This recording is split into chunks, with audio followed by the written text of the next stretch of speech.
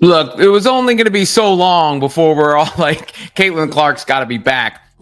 She better get back soon because out of sight, out of mind. We all expected the WNBA might see a drop without Caitlin Clark, and now we've got the numbers to prove it.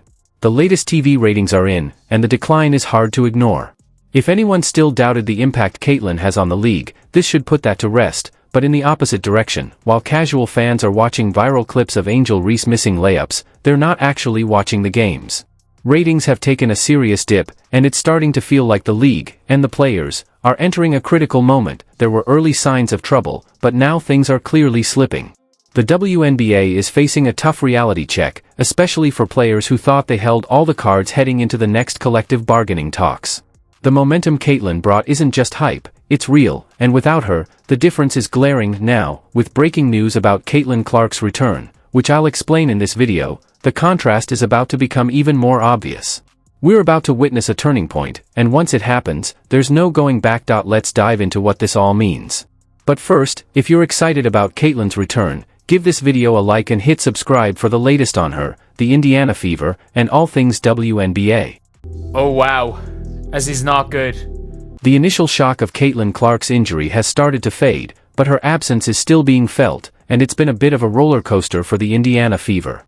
Without her, they dropped their first 2 games, including a tough loss to the Connecticut Sun, who hadn't won a game until then came a little momentum shift. They bounced back with a strong win over the up-and-coming Washington Mystics and followed it up with an impressive showing against the Chicago Sky. Just when it looked like the team was finding its groove, they hit another bump, a hard-fought loss to the Atlanta Dream. We'll get into the on-court struggles in just a minute, because they're having a bigger effect on the WNBA than many people realize. But let's be honest, if you've been paying any attention, you saw this coming. The moment Caitlin was out for any stretch of time, it was clear the league would take a hit. And now, the early signs of that are starting to show. I can personally confirm the pronounced change in interest in Fever games without Clark. A week ago, I bought 4 tickets on StubHub to take my sports-playing nieces to the Fever Mystics game in Baltimore. The tickets in the same row are now less than half of what I paid. As soon as the news broke that Caitlin Clark wouldn't be playing in the Fever's game against the Chicago Sky, ticket prices dropped fast. Paid seats that were going for a premium just days earlier suddenly lost their value. Families started canceling trips, changing their weekend plans, and even asking for refunds, and once those stories started to surface, it didn't take long for some of the longtime WNBA voices to speak up, many of them quick to criticize the new wave of fans for not sticking around when Caitlin wasn't on the court, and sure enough, here it comes. There was one quote in one of the front office sports articles. It's unclear whether the teams will provide any compensation for fans who bought tickets to their games. And I was like, what? So, here's what happened next. WNBA legend Sue Bird and her wife, Megan Rapinoe, basically told fans to grow up. Not exactly the smartest move. These are the same fans who are poised to boost player salaries when the next collective bargaining agreement comes around, and now they're being mocked for wanting to see the very reason they bought a ticket in the first place. Let's be real, these weren't tickets marked up just 10 or 15%. People paid hundreds of dollars to see Caitlin Clark.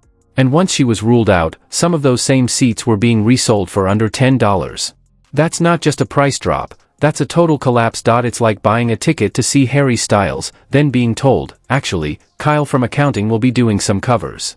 Okay, maybe not that bad, but still, of course people are going to be upset, and unfortunately, it didn't end there. Injuries are a part of it. Again, I get it. It sucks. If you bought a ticket to see somebody and they're hurt, I get it. That is like a big bummer. But no, you would never say that about men's sports. If LeBron was out or Steph Curry or the big names were out for a couple weeks, they would never be like, oh, we're going to reimburse you guys. Sorry about that. Now you're just not taking the WNBA as a business. You're not seeing it as a business. Mm-hmm. So I'm like, yeah, she's hurt. It sucks. And the league will continue to go. Yeah. Now suddenly, we're hearing calls to respect the WNBA as a business. But let's be honest, the league hasn't always treated itself like one, at least not seriously. For years, it's relied heavily on financial support from the NBA just to stay afloat. What Caitlin Clark brings to the table is completely different. She doesn't need handouts, and neither do the millions of fans she's drawn in. This is the kind of momentum the WNBA has been hoping for decades. And yet, somehow, the league still seems unsure how to handle it. Here's the bottom line. You don't push away the very force that's fueling your growth. You support it. You invest in it. You build everything around it. That's how real businesses grow, and if the WNBA wants to get serious, this is the moment to prove it. Here comes Clark in transition. Clark, pull up three. You bet! This was a defining moment for the WNBA. When 1.3 million people tuned in just to watch an Indiana Fever exhibition game, it was clear something big was happening. That momentum kept building, with viewership hitting a massive 3.3 million when the Fever faced off against the New York Liberty, but today, with Caitlin Clark out, the drop-off is hard to miss. We've already covered the crashing ticket prices, a clear sign that fan interest and spending habits are shifting. But there's another number the league should be paying close attention to. It doesn't get much media coverage, but it says a lot about where things stand. Betting interest on Fever games dropped as much as 50% last week at sportsbooks when star guard Caitlin Clark was out. The amount wagered on the Fever's 2 games last year at Caesars Sportsbook was roughly half as much as the team's first 4 games of the season. Since Caitlin Clark's injury, betting activity around the WNBA has taken a nosedive, unless, of course, you're placing a bet on Angel Reese missing her first layup. More on that in a moment, because yes, it actually matters. What it all adds up to is this: fans are putting less of their money into the WNBA. And while that's a problem, what's coming next is even worse. They're also starting to invest less of their time. Even as good as that rating was, Caitlin Clark's good for about 1 million extra viewers. According to Nielsen ratings, viewership for nationally televised WNBA games has dropped a staggering 55% since Caitlin Clark's quad injury during the Fever's 90-88 loss to the New York Liberty on May 24. When you look specifically at the Fever, the picture becomes even clearer and more concerning.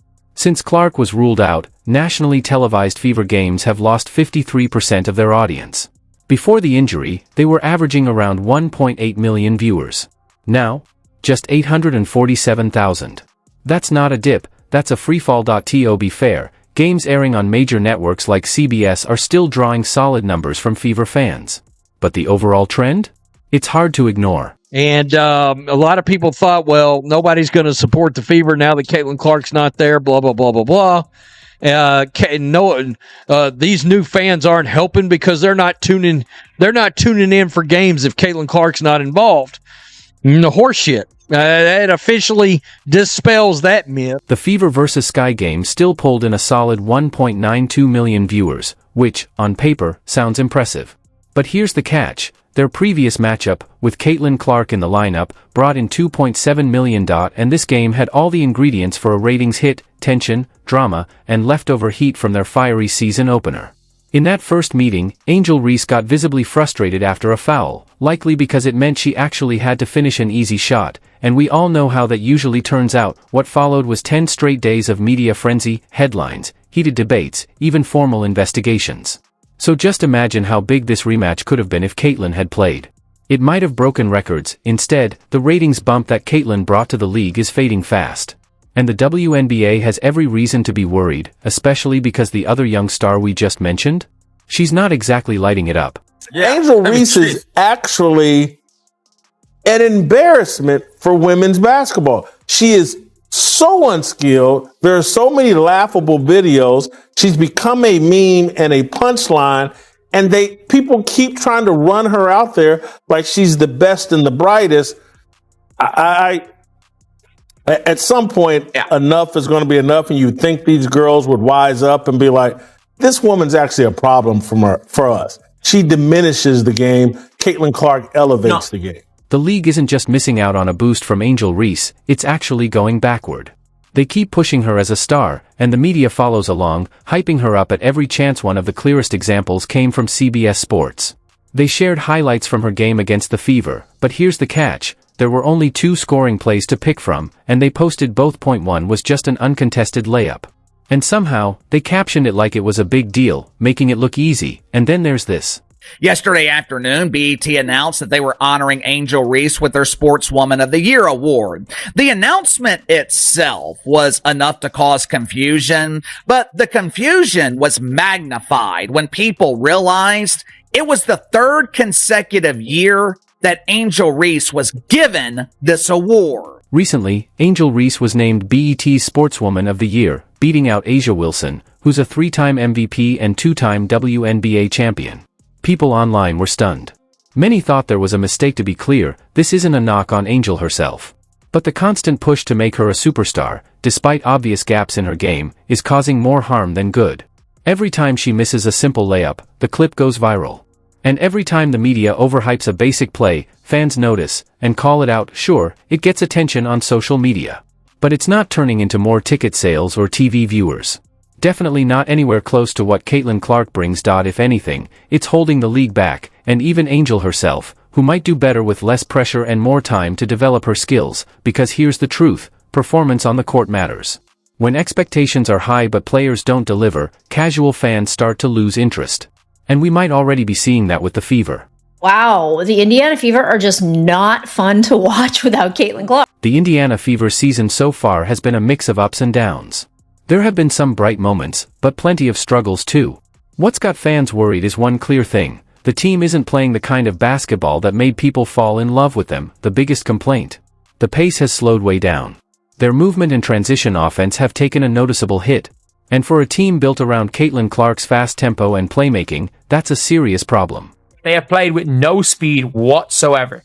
This is a team that Stephanie White took the Indiana Pacers and tried to turn them into the 04 Detroit Pistons. What's really worrying, and why the WNBA should be paying close attention, is that this isn't just a problem that popped up after Caitlin Clark got injured.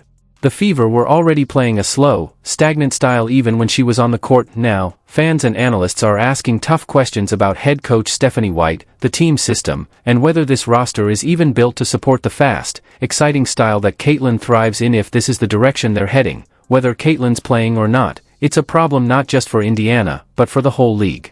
Risk and the strategy that the front office took in Indiana was to bring in a lot of vets, to put all this talent around Caitlin Clark.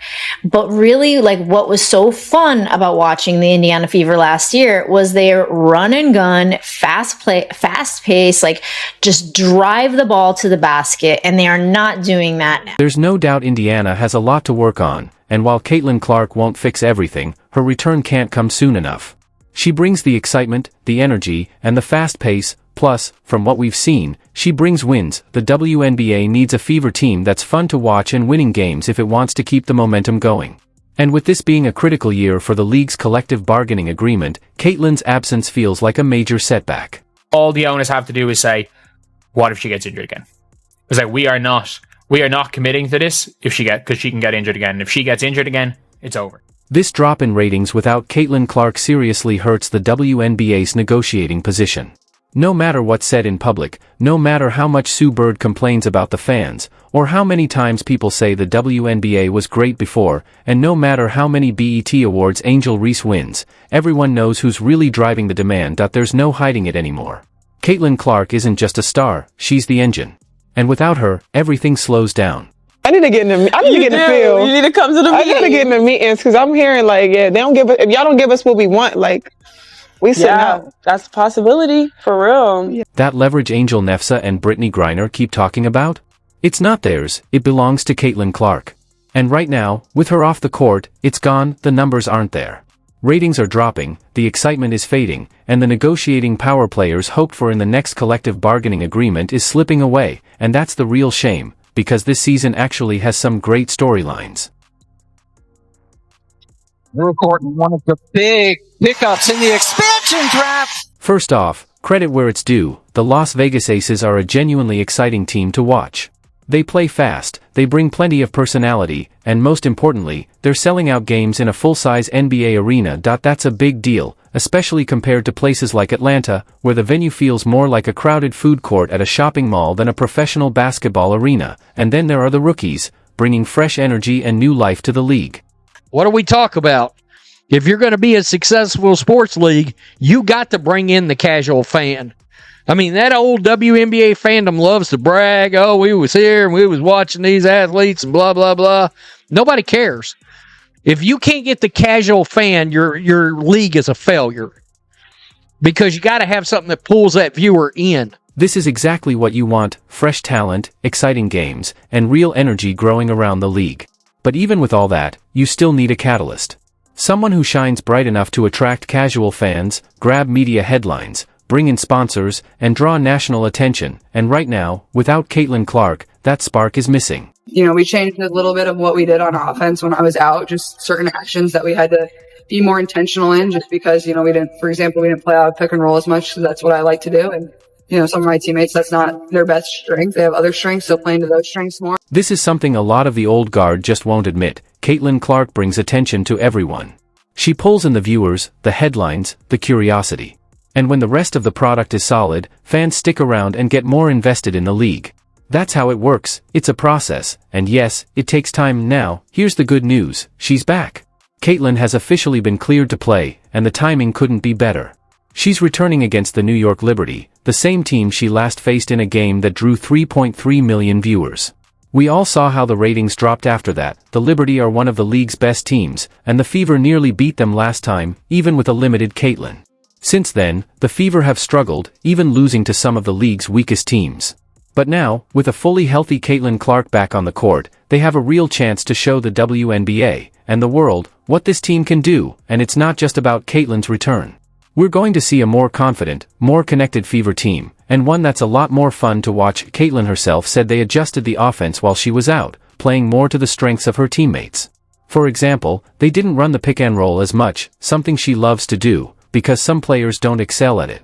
That slow pace wasn't ideal, but it was necessary. Now that she's back, the Fever can hopefully get back to the fast, electric style of basketball that fans fell in love with. Santel joked that viewership shot up 95% overnight just after the announcement of her return, and honestly, I wouldn't be surprised if the game draws close to 4 million viewers at its peak. We're setting the stage for a huge moment, a statement game in WNBA history. Moments like this make even the critics stop and take notice, because the truth becomes impossible to ignore. The Fever's success, and the league's hopes, rest on Caitlin Clark's shoulders. It's time she's treated like the star she is. Drop a basketball emoji in the comments if you're here for it. Thanks for watching.